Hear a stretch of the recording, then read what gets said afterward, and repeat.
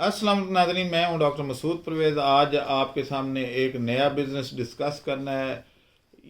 आज जब मैं कोई बिज़नेस बताता हूं तो उसका मतलब ये नहीं होता कि उसके बाद वो एंड हो गया।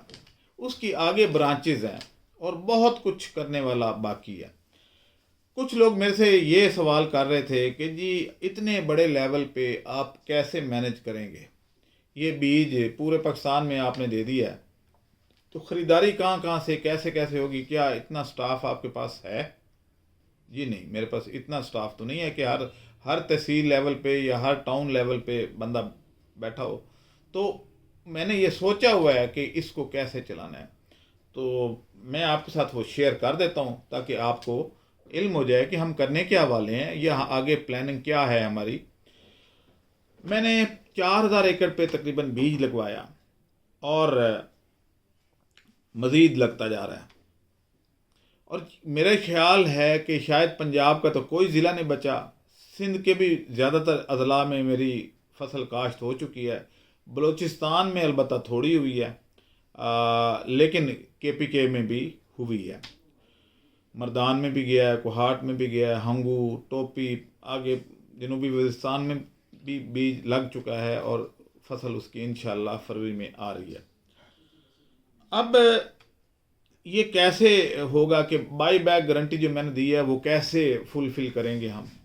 वो ऐसे होगा कि हर तहसील लेवल पे, हर टाउन लेवल पे हम एप्लीकेशन मांग रहे हैं अब कि अरेंड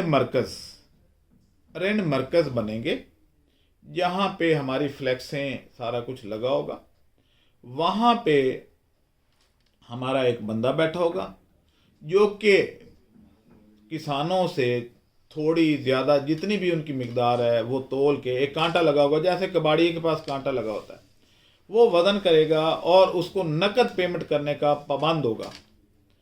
और ताकि, क्योंकि हमारे किसान गरीब हैं, ज़्यादातर तो मज़दूर हैं, हारी हैं या मज़ारे हैं, तो वो अगर जंगली भी तोड़ के ले आते हैं तो हम लेने के पाबंद हैं। जंगली का और हमारी ये जो इम्प्रूव्ड वैरायटीज़ हैं, इनके तेल में कोई इतना ज़्यादा फ़र्क नहीं है। तेल तकरीबन बराबर बराबर ही है, थोड़ा बहुत ऊपर नीचे है, लेकिन ज़्यादा फ़र्क नहीं है। अब जब ये बीज वो लेके आएंगे तो हमने तो आगे इसका तेल निकालना है। और एक्सपोर्ट वाले भी हमें ये नहीं कह रहे कि हमें जी फ़लाँ वैरायटी दें या हमें ये वैरायटी दें, ये वो कहते हैं जी बस कैस्टर सीड्स होने चाहिए, चाहे वो वाइल्ड हो, चाहे इम्प्रूव्ड वैरायटी हो, चाहे हाइब्रिड हो। वो जो तेल निकालने के लिए सबकी वैल्यू एक जैसी है। यानी अगर कोई बकरा नीला है, पीला है, काला है, सफ़ेद है, तो गोश्त तो एक जैसा ही है ना, तो इसमें भी तेल एक जैसा ही है। अब ये जो मरकज़ हमने बनाने हैं, ये एक अलग से कारोबार है। इसमें लोग आप हमारे पास आके तो ये एक हमारी जो आगे प्रमोशन में शिरकत कर सकते हैं। एक छोटा सा एग्रीमेंट है, आके साइन करें और हमारी तरफ से वो फ्लैक्स और वो सारा कुछ मिल जाएगा। अब कुछ दिनों बाद मुझे पता है कि लोग अभी भी एक ही वीडियो देख के सिर्फ टाइटल देखते हैं और उसके बाद फ़ोन कर मारते हैं कि जनाब ये बताएं बीज लगेगा कितना, कितने फुट पे लगना। यानी वही चीज़ें जो पिछले 3 महीने से यही कालें आ रही हैं। कोई नई काल मुझे आज तक नहीं आई कि जो कोई फ़र्क के साथ कुछ पूछे, कोई नई चीज़ पूछे। सब ये बीज कितने का लगेगा, कितना लगेगा, कितने कितने फुट पे लगाना है, फसल कितनी आएगी। 90% तो कालें सिर्फ यही होती हैं। अब हमने इसका भी एक हल निकाला है। ये जो अरेंड मरकज़ बनेंगे, यहाँ पे हम छोटी सी SMD स्क्रीन लगा देंगे। जिसको कोई मालूमात चाहिए वो आके वहाँ पे उर्दू में और पंजाबी में ये वीडियोस हम अपलोड करेंगे कि जो चलती रहेंगी। मसलन हमारी जितनी भी प्रोडक्ट्स हैं वो उस पर उनकी डिटेल आ रही होगी, वो उसको गौर से सुने और वीडियो देखे, क्योंकि देखने से ज़्यादा नॉलेज आती है। वो देखे कि खेत कैसे बन रहे हैं, बीज कैसे लग रहा है, कटिंग कैसे हो रही है, इसकी शेलिंग कैसे हो रही है, ये सारा कुछ।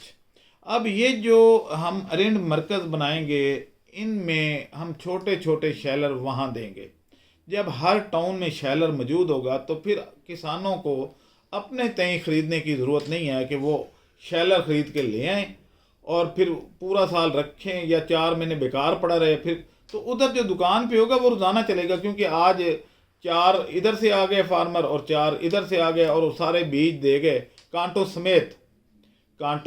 سمیت. تو وہ تول کے لے لے گا، اس کا ریٹ ظاہر ہے کانٹوں کا ریٹ کم ہوتا ہے کہ وہ کانٹوں کا وزن اس میں سے نکلنا ہے اور شیلنگ پہ بھی خرچہ آتا ہے. یہ جو شیلر ہم دیں گے یہ سولر پہ چلنے والے ہوں گے تاکہ بجلی کا خرچہ نہ ہو. اب اس میں پہلا جو ہم سٹیپ لیا ہے وہ ہم نے لیا ہے بریڑی ایک جگہ ہے، جنگ سے بکھر جاتے ہوئے بریڑی ایک جگہ آتی ہے جو تھل میں ہے جہاں پہ ڈیزرٹ ہے. وہاں پہ کیونکہ کراپ تیار ہے اور جنگلی بھی بہت زیادہ ہے، تو پہلا شیلر اور پہلا مرکز وہاں آ کے آج بندہ لے کے گیا ہے، ہمارے سے وہ ایگریمنٹ کر گیا ہے. تو اب وہاں سے وہ بیج لے کے آئیں اور وہاں سیل کر دیں. وہاں سے ہم اٹھا کے جب والیوم زیادہ ہوگا تو اپنے کراچی یا لاہور دفتر کو بھیج دیں گے.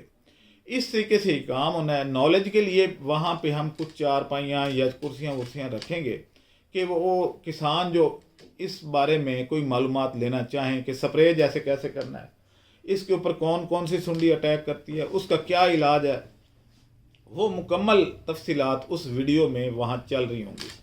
وہ آئے دیکھے. ہاں اس کے بعد اگر کوئی کویسچن ہے تو پھر اس مرکز پہ بیٹھے ہوئے آدمی سے پوچھ لے، اور اگر اس کو بھی جواب نہیں آتا تو پھر وہ میرے سے رابطہ کر لے. پھر تو بنتا ہے کہ بھئی ہاں. اب یہاں پہ کوشش ہم یہی کریں گے کہ چھوٹی موٹی جو ہے حکا وغیرہ بھی رکھ دیں تاکہ ظاہر کسان آتے ہیں حکا پیتے پیتے ساتھ سن لیں، ڈسکشن بھی کر لیں اور اپنے خیالات ایک دوسرے سے بھی شیئر کر لیں.